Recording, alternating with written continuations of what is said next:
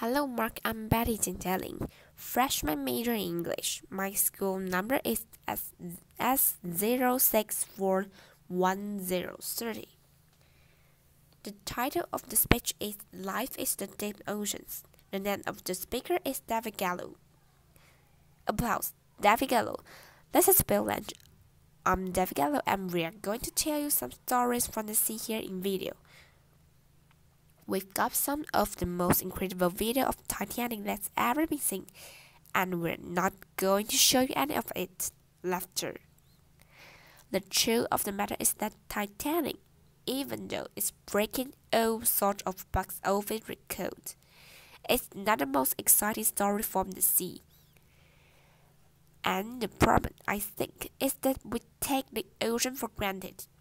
When you think about it, the oceans are 75% of the planet. Most of the planet is ocean water. The average depth is about 2 miles. Part of the problem, I think, is we stand at the beach or we see images like this of the ocean, and you look out at this great big blue expanse.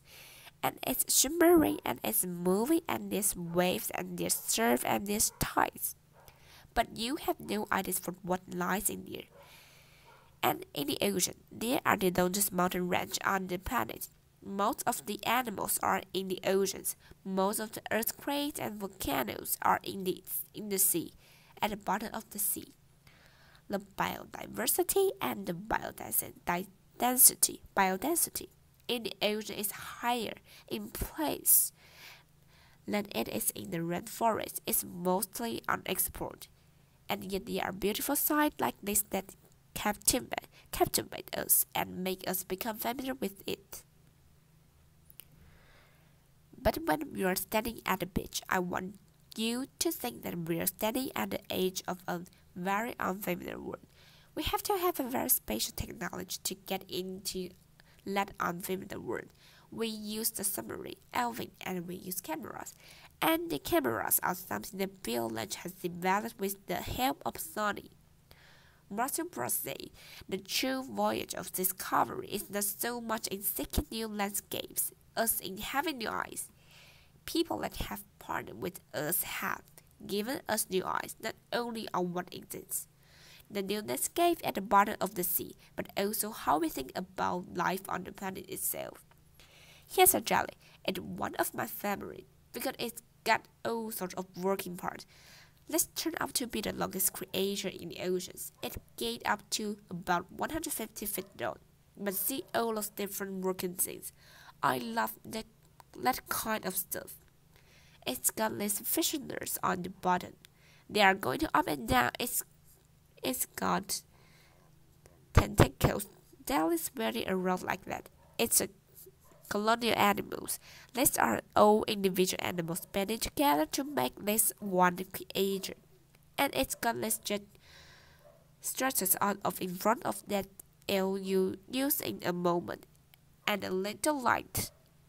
If you take all the big fish and schooling fish and all that, put it on one side of the skull. Put all the jelly type of animals on the other side. Those got wings hands down. Most of the buoyancy in the ocean is made of creation like this. Here's the X-wing death jelly laughter. The bioluminescence. They use the light for attracting mate and attracting prey and communicating. We couldn't begin to show you our trivial stuff from the jellies. They come in all different sizes and shapes. Village. We tend to forget about the fact that the ocean is miles deep on average, and then we're real familiar with the animals that are in the first 200 or 300 feet, but we're not familiar with what exists from there all the way down to the bottom. And these are the type of animals that live in that three-dimensional space, that microgravity environment that we really haven't explored.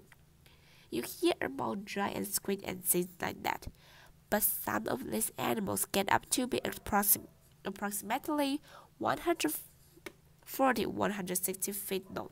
They are very little understood. Did you? This is one of that, another one of our favorite because it's a little octopus. You can actually see through his head, and here he is flapping with his ears and very gracefully going up. We see lows at all depth and even at a greatest depth.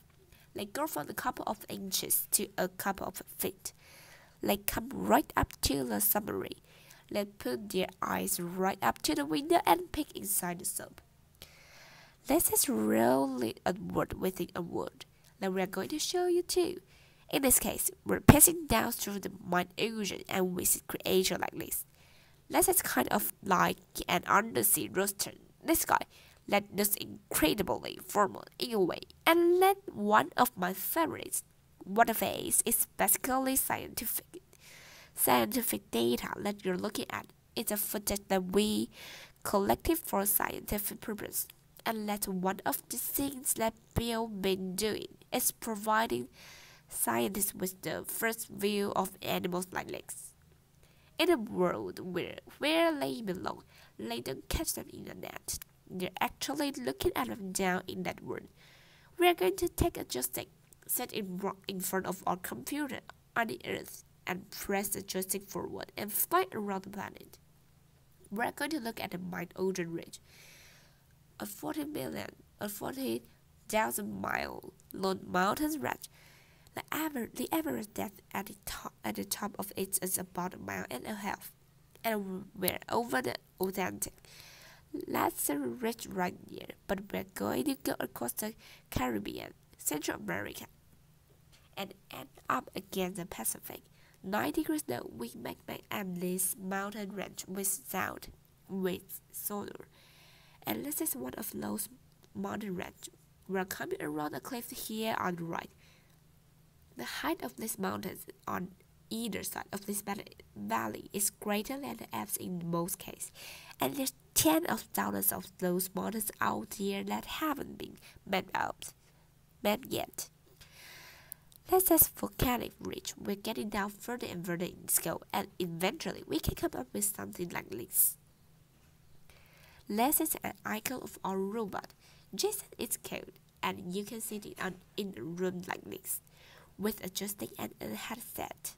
And drive a robot like that around the bottom of the ocean in real time. One of the things we're trying to do at Woods Hole with our partner is to bring this virtual world, this unexplored region, back to the laboratory, because we see it in bits and pieces right now. We see it either as sound, or we see it as video, or we see it as photographs, or we see it as chemical signals. But we never have yet put it all together into one interesting picture. Here's where Bill's cameras really do shine. This is what's called a hydrothermal vent, and what you are seeing here is a cloud of densely packed hydrogen sulfide rich water coming out of a volcanic axis on the seafloor. Get up to 600, 700 degrees F, somewhere in that range. So that's all water under the sea, 1.5 miles, 2 miles, 3 miles down, and we knew that it's volcanic back in the 60s, 70s. And then we had some hint that these things exist all along the axis of it, because if you've got volcanism, water's going to get down from the sea into cracks in the seafloor, come in contact with the magma, and come shooting out hot. We were rather aware that it would be so rich with sulfides, hydrogen sulfide. We didn't have any idea about these things, which we call chimneys.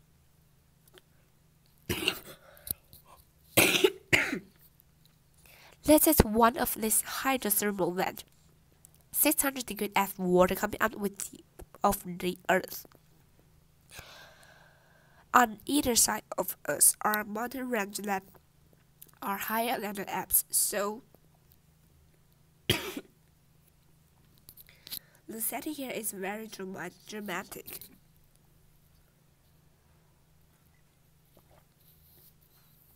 BL. The white material is a type of bacteria that freezes at 100 degrees C. DG.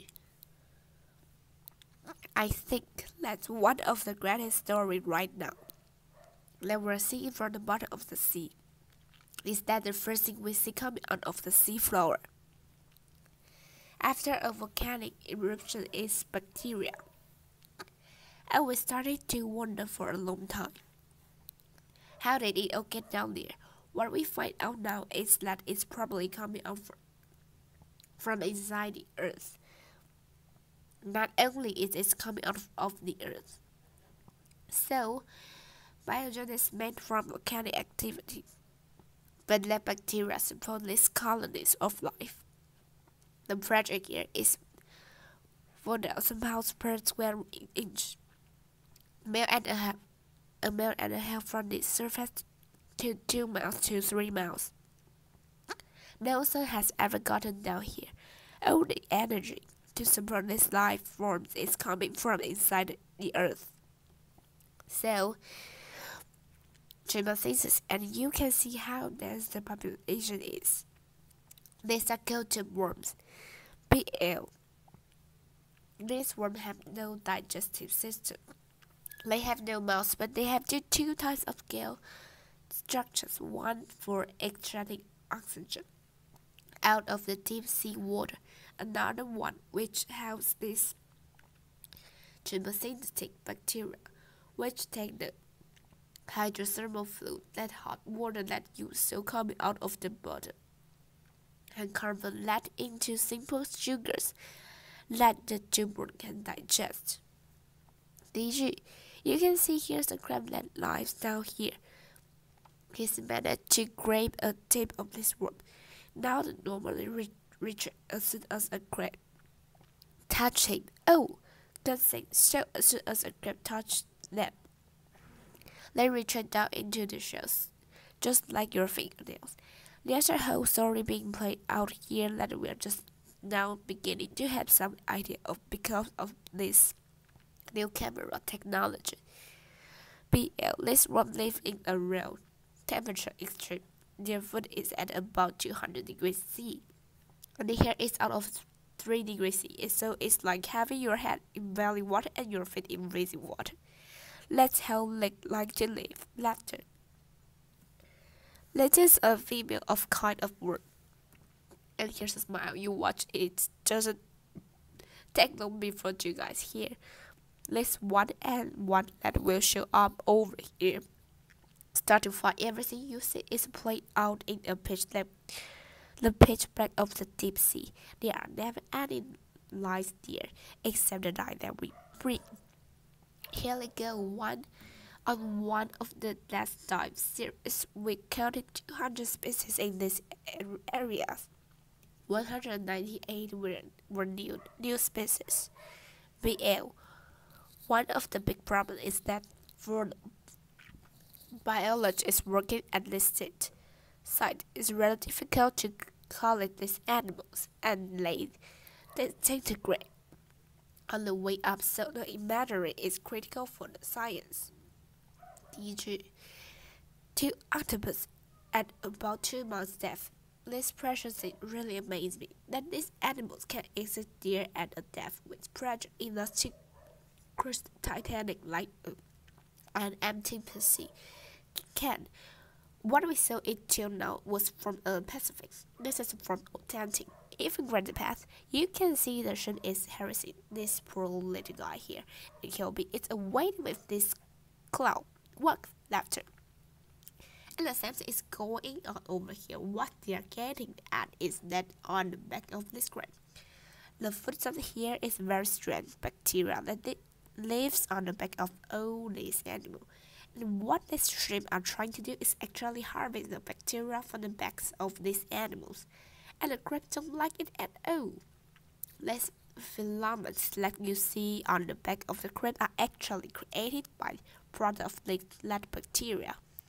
So the bacteria goes here on the crab. On the back, you see this again. The red dot is the lesson line of the submarine, helping to give us an idea about how far away we are from the vents. Those are all shrimps. You see the hot water over here, and here, coming out. Leah's clinging to rock face and actually scraping material off that rock face. Here's a tiny little vent.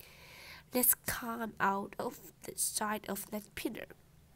Those pillars get up to several stories. So here, you've got this valley with this incredible area landscape of pillars and hot springs and volcanic eruption and earthquake inhabited by these very strange animals that live only on chemical energy coming out of the ground.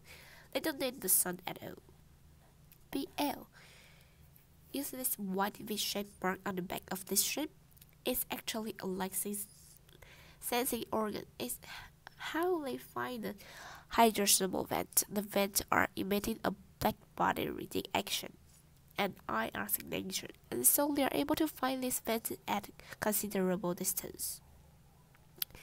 All this stuff is happening along that 40,000 mile long mountain range that we're calling the River of Life, because just even today, as we speak, there's light being generated from the volcanic activity. This is the first time we have never tried this anyplace. We're going to try to show you high definition from the Pacific. We're moving up one of these pillars. There's several stories too in it. You'll see that there's a habitat for a lot of different animals. There's a funny kind of hot plate here, with mad water coming out of it. So all of these are individual homes for worms. Now here's a closer view of the community. Here's a crabs here, worms here. There's a smaller animal crawling around. Here's pagoda scratches. I think this is the neatest looking thing. I just can't get over this. Then you have got this little chimney sitting here smoking away. This stuff is toxic as hell. By the way, you could never get a permit to dump this in the ocean, and it's coming out over it. Laughter. It's unbelievable. It's basically sulfuric acid, and it's being just dumped out. An incredible rate. And animals are thriving, and we probably came from here. That's probably where we evolved from. This bacteria that we have been talking about turns out to be the most simplest form of life found. There are a number of groups that they are proposing that life evolved at least that site. Although the van sites are short-lived, an individual site may last only 10 years or so. Those ecosystems have been stable for billions of years. It worked too well. You see, there's some fish inside here as well. There's a fish sitting here. Here's a crab with his claw right at the end of that tube worm, waiting for that worm to stick his head out. Laughter. BL. The biologist right now cannot explain why these animals are so active. The worms are growing inches per week. I already say that this side, from a human perspective, is toxic. It's toxic as hell. Not only that, but on top, lifeblood. That plumbing system turns off every year or so. Their plumbing system turns off, so the life have to move. And then there's earthquake and then volcanic eruption on the order of one every 5 years. That completely wipes the area out. Despite that, these animals grow back in about a year's time. You're talking about biodiversity and biodiversity again, higher than the rainforest that just springs back to life. Isn't it sensitive? Yes, it is fragile. Is it fragile? No, it's not really very fragile. I end up with saying one thing. The story in the sea, in the words of the sea, in the waters of the sea, in the sediment and the rocks of the seafloor. It's an incredible story that we see when we look back in time. In those sediment and rocks, it's a record of Earth's history. Everything on this planet, everything, works by cycle and rhythm. The continents move apart, they come back together. Ocean come and go, mountains come and go, glaciers come and go. Email comes and go. It's not a disaster, it's rhythmic. Like we are learning now, it's almost like a symphony. It's just like music. It's really just like music. And what we're learning now is that you can't listen to a 5 billion-year-long symphony. Get it today and say stop. We want tomorrow not to be the same as it was today. It burst. It's just absurd. So what we have got to do now is to find out where this plan is going at all its different scales and work with it. Learn to manage it. The concept of preservation is fertile. Conservation's total, but we can probably get there. Thank you very much. Thank you. Applause.